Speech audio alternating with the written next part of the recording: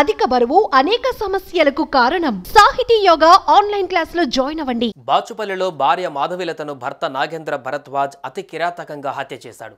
ఏడాదిన్నర వయసున్న కుమారుడి ముందే భార్యను పొడిచి చంపాడు. ఆపై ముక్కలుగా నరకాలని అనుకున్నాడు. అది విఫలమవ్వడంతో ఆత్మహత్యగా చిత్రీకరించేందుకు గ్యాస్ సిలిండర్ లీక్ డ్రామా ఆడాడు. కానీ ఎట్టకేలకు దొరికిపోయాడు. ఇంతకీ ఏం జరిగింది? మాధవిలతను భర్త నాగేంద్ర భరద్వాజ్ ఎందుకు చంపాడు? ఎంతలా వేధించాడు అనేది కుటుంబ సభ్యుల మాటల్లో ఇప్పుడు తెలుసుకుందాం. ఏం జరిగేదేముందండి, మా చెల్లెల్ని అతి కిరాతకంగా పొడిచి బాడీ మీద చాలా చోట్ల కసితీరా పొడిచి, చనిపోయిన తర్వాత కూడా పొడిచి, గొంతులో 6 times స్టాప్ చేసి, తల మీద సుత్తితో మోది కిరాతకంగా చంపాడండి. చంపేశాక కూడా అమ్మాయి కాలు కట్ చేశాడండి. ముక్కలుగా చేసి బాడీ పార్ట్స్ని డిస్పోజ్ చేసి ఎక్కడెక్కడో పడేద్దామని ట్రై చేశాడు. అతని వల్ల కాలేదు.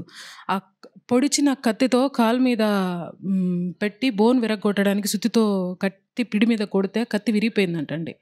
ఇది పోలీసులు చెప్పిన విషయాలు. అది చేత కాక ముక్కలుగా చేయడం అతని వల్ల కాక 2 సిలిండర్లు ఓపెన్ చేసి, ఒక సిలిండర్ అమ్మాయి పక్కనే బెడ్రూమ్లో అమ్మాయిని చంపేసి, అమ్మాయి పక్కన ఒక సిలిండర్ పెట్టి, ఇంకో సిలిండర్ కిచెన్లో పెట్టి, వైర్లు ప్లగ్లో పెట్టేసి షార్ట్ సర్క్యూట్ చేయడానికి ట్రై చేసి, ఆ సిలిండర్లు ఓపెన్ చేసి వైర్లు పెట్టేసి చిన్న బాబుని తీసుకొని ఇల్లు లాక్ చేసి వెళ్ళిపోయాడండి. ఇది సుమారు 4వ తేదీ, మే 4వ తేదీ రాత్రి 9-9:30 టైంలో జరిగి ఉండొచ్చని పోలీసులు చెప్పారండి. అతను ఇదంతా చేసి ఎన్ని గంటలకు వెళ్ళాడు అనే విషయం మాకు తెలియదు. బయటికి వెళ్ళాడు. గ్యాస్ లీక్ చేసి వదిలిపెట్టి వెళ్తే కింద ఫ్లోర్ వాళ్ళకి 12 గంటల టైంలో స్మెల్ వచ్చి అపార్ట్మెంట్ వాళ్ళందరూ వచ్చి పైకి చూసి ఎక్కడ అని వెతుక్కొని లాక్ చేసున్న తాళాలు బద్దలు కొట్టి లోపలికి వెళ్ళి చూస్తే మొత్తం గ్యాస్ అంతా స్ప్రెడ్ అయ్యి ఉందంటండి. బెడ్రూమ్ కూడా లాక్ చేశాడండి అమ్మాయిని చంపేసి. అది పాల్గొట్టి చూస్తే అమ్మాయి చనిపోయి పడిందండి. 3 నెలల గ్యాప్లో కూడా నేను దగ్గరలో ఉంటాను, ఎప్పుడన్నా నా దగ్గరికి వచ్చినా కూడా ఒప్పుకోడండి. అక్క దగ్గరికి వెళ్తానన్నా నచ్చదు. మా మీద కూడా కోపం. అమ్మాయితో క్లోజ్గా ఉంటామని ఇక్కడికి పంపించేవాడు కాదు అప్పటి నుంచి కూడా. కాకపోతే ఈ 3 నెలల గ్యాప్లో అబ్బాయి కొంచెం మంచిగా నటించాడండి. మారాడు అనుకుంది అమ్మాయి. కాకపోతే డబ్బులు మాత్రం అడుగుతూనే ఉండేవాడు. అడగరని చెప్పి స్టార్టింగ్లో చెప్పి తీసుకొచ్చినా కూడా నాకు అంత పంపించు, ఇంత పంపించు, ఈ 1 year అమౌంట్ అమ్మాయి దగ్గర ఉండింది కదా, అది నాకు పంపించు, కారు కొనాలి, మా ఊళ్ళో ల్యాండ్స్ కొనాలి, ఇవి అమ్మాయి నేను ఇవ్వనని చెప్పాను కదా, నన్ను అడగొద్దు అని చెప్పినందుకు మళ్ళీ గొడవలు. ఇలా ఈ 3 నెలలు ఇలా జరిగిందండి. మేము సమ్మర్ హాలిడేస్ కానీ మేము ఊరెళ్ళి ఉన్నాము, ఇక్కడ లేము, ఎవ్వరం లేని టైం చూసుకున్నాడండి. మే 4th నైట్, ఆ ఈవినింగ్ ఏం గొడవ జరిగిందో మాకు తెలియదండి. మే 3rd మాట్లాడాము అమ్మాయితో మేము. అమ్మాయి ఊరికి వస్తానని చెప్పిందంట, మా దగ్గరికి వస్తానని, ఎలక్షన్స్ ఉన్నాయి వెళ్తానని చెప్పిందంట. వెళ్ళడానికి వీల్లేదు, వెళ్తే మా ఇంటికే రావాలి, నువ్వు అక్కడికి వెళ్ళకూడదు అని అన్నాడంట. ఇంకా డబ్బుల గురించి గొడవలు జరిగినాయో ఏం జరిగినాయో చెప్పడానికి మా చెల్లి లేదు కదండి. ఆ రోజు రాత్రికి అతి కిరాతకంగా 9:30 ఆ టైంలో జరిగిందని పోలీసులు చెప్పారండి. ఫస్టే అమ్మాయిని గొడవపడి వెళ్దామంటే అమ్మాయి ఒప్పుకోకుండా నేను బట్టలు సర్దుకుంటాను అన్నదంట. కబోర్డ్ దగ్గర వంగి ఉందంటండి.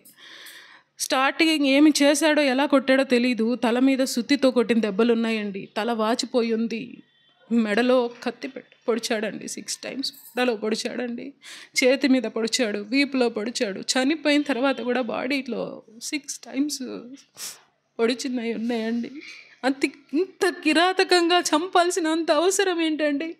మా చెల్లెల్ని, అమ్మాయి నీకు నచ్చకపోతే, చెప్పిన మాట వినకపోతే, సరే డబ్బులు కావాలంటే మమ్మల్ని అడుగు, ఇస్తాము, లేదా నచ్చలేదు పంపించి మాతో బతుకుద్ది కదా. చిన్న బాబు, 1.5 బాబండి, వాడు కూడా కళ్ళకు కనపడలేదు. అతి కిరాతకంగా, ఇంత పాశవికంగా ఎవరన్నా చంపుతారా? ఎవరో హత్యలు చేసేవాళ్ళు చేస్తారు ఎక్కడో యూపీలో అక్కడ అని వింటూ ఉంటాం న్యూస్లో. ఇంత దారుణంగా జరగడం మేము జీర్ణించుకోలేకపోతున్నామండి. మా అమ్మాయి ఎంత మంచిదంటే వాడు ఇంత క్రూయల్గా హింసించినా కూడా మారతాడేమో, ఇంకొక అవకాశం ఇచ్చి చూద్దాం, కాపురం కదా, అతను కూడా ఉంటుంది కదా, 3 సంవత్సరాలు కాపురం చేశాను, ఎంతో కొంత నా మీద ప్రేమ ఉండకపోతుందా? చెప్పుకుంటే నెమ్మదిగా వింటాడు, అంతగా వినకపోతే కౌన్సిలింగ్కి తీసుకెళ్తాను, ఇలా చెప్పిందండి. అతని మీద కన్సర్న్ కూడా ఉండేదండి అమ్మాయికి. కానీ వాడికి కొంచెం కూడా ప్రేమ, జాలి అనేవి లేవా? పోనీ నీకు అంతగా కోపం వస్తే 4 దెబ్బలు కొట్టు, ఏదో ఒక రకంగా బాధ పెట్టన్నా వదిలేస్తే మా పిల్లని మేము తెచ్చుకునే వాళ్ళం కదా. బతికి ఉండేది కదా కళ్ళ ముందు. అంత కిరాతకంగా చంపి ముక్కలు చేయాలని ట్రై చేసి, కాలు కట్ చేసి, గ్యాస్ లీక్ చేసి, ఇంత దారుణమైన చర్యలు చేయాల్సినంత అవసరం ఏంటండి అతనికి? ఎంత సైకోయిక్ మెంటాలిటీ కాకపోతే ఇలా చేస్తారండి? ఎవరమన్నా మన నార్మల్గా మనుషులం ఇలా చేయగలుగుతామా? డెడ్ బాడీని చూస్తేనే అదో రకమైన ఫీల్ వచ్చేస్తుంది మనకి. నిలువున నిలబడున్న ఆరోగ్యంగా ఉన్న అమ్మాయి 5 అడుగుల 5 అంగుళాల ఎత్తండి, తెల్లటి ఛాయ. అమ్మాయిని చంపడానికి చేతులు ఎలా వచ్చినాయి వాడికి? వాడు మనిషేనా? అలాంటి మనిషిని వాళ్ళు ఇంకా పోలీసులు అక్కడ కూర్చోబెట్టి ప్రభుత్వం మేపుతుందండి వాడిని. మేము ఇంకా మాకు అమ్మాయి పైన బాధ కాక పోలీస్ స్టేషన్ల చుట్టూ, కోర్టుల చుట్టూ ఎక్కడ తిరగాలండి? మా నాన్నగారు క్యాన్సర్ పేషెంట్, మా అమ్మగారికి ఆర్థరైటిస్, ఆవిడ తిరగలేదు. నాకు 3 పిల్లలు ఉన్నారు. మా తమ్ముడికి ఫ్యామిలీ ఉంది. మా చిన్న తమ్ముడు యూకేలో ఉన్నాడు, చదువుకోవడానికి వెళ్ళాడు. ఈ విషయం తెలిసి పరుగున వచ్చాడండి. మొన్ననే వెళ్ళాడు వాడు కూడా. మా ఫ్యామిలీ ఇలాంటి పరిస్థితులు ఎదుర్కొనే పరిస్థితుల్లో లేదు. దయచేసి ఈ సమాజము, న్యాయస్థానము వీలైనంత త్వరగా అతన్ని ఉరి తీయండి, అతన్ని చంపండి. ఇంత కిరాతకంగా బాధ పెట్టి చంపాడే, ఆ బాధ అతనికి ఎలా తెలుస్తుంది? మేము పడే బాధ ఎలా తెలుస్తుంది? మా కడుపు కోత ఎలా తెలుస్తుంది? అర్థం చేసుకోండి మా బాధ. మేము కోర్టుల చుట్టూ సంవత్సరాల తరబడి తిరగలేము. వీలైనంత త్వరగా న్యాయం చేయండి, మా బాధను చల్లార్చండి. ఇంతకు మించి ఇంకేం అడగలేమండి మేము. ఇదొకటే కాదండి, ఇంకొక విషయం చెప్పాలి. అతని తండ్రి, ఇతనికి ఏ రకమైన సైకోయిక్ మెంటాలిటీ ఉందో అతని తండ్రికి ఇదే మెంటాలిటీ ఉందండి.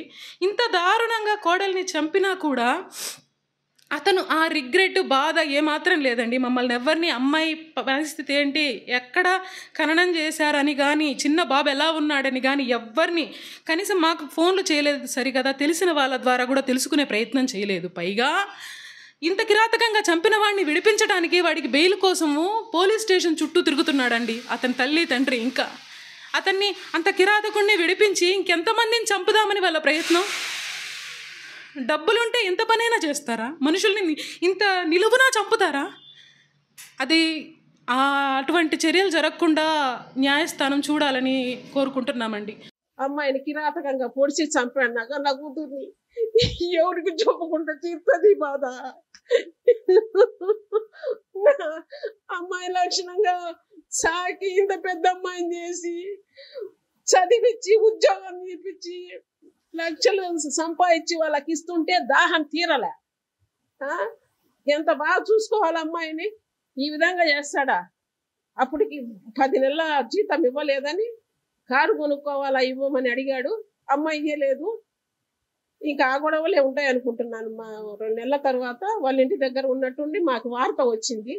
పోయి అమ్మాయిని చూద్దామనగా లేకుండా చేశారు. అక్కడ ఎలా ఉందో ఈ రోజుకి నేను చూడలేదు. అంత అయిపోయాక ఇంటికి తీసుకొస్తే చూస్తే అమ్మాయి ముఖం నల్లగా ఉంది. ఇంతకంటే ఘోరం ఉంటుందా? మా ఇండ్లలో అసలు ఎప్పుడూ జరగలేదు, ఎవరికి జరగలే. ఇంత రాక్షసులు ఈ చుట్టుపక్కల ఉన్నారని నాకు తెలియదు. అసలు తెలిస్తే ఈ సంబంధం చేసే వాళ్ళమే కాదు మేము.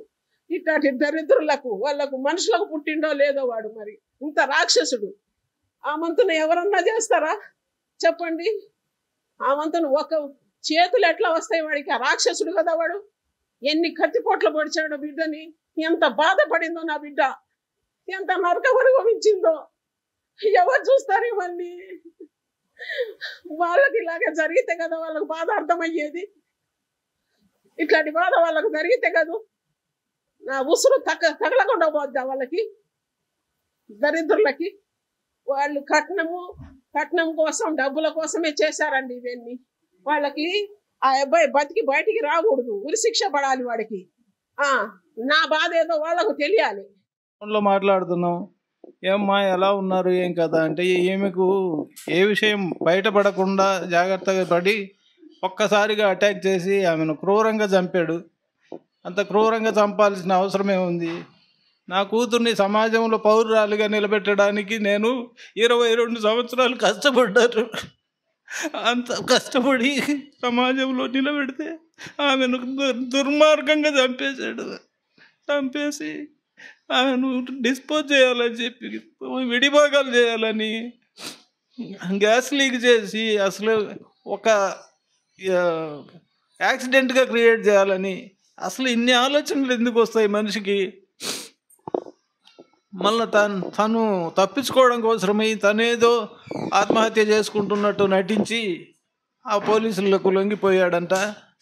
పోలీసులు అన్ని కాపాడాలని ప్రయత్నం చేస్తున్నారో ఎందుకో పోలీసులు ఇప్పుడు దాకా ఈ సమస్యను పోలీసుల ద్వారా బయటికి వెలుగులోకి రాలేదు. ఇప్పుడు ఎవరి ద్వారా తెలుసుకున్నారో ఈ మీడియా వాళ్ళు వస్తూ ఉన్నారు. వాళ్ళకు మా బాధను వెలిబుచ్చుకుంటున్నాం.